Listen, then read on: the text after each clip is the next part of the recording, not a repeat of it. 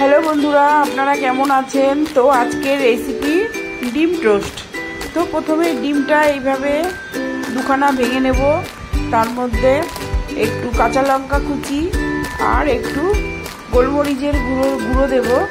তারপরে এটা ভালো করে গুটানাটা করে এটা মিশিয়ে তারপরে একটু দুধ দিয়ে দেবো। দুধটা দিয়ে এটা ভালো করে এটা রেডি করে নেব গুলিয়ে।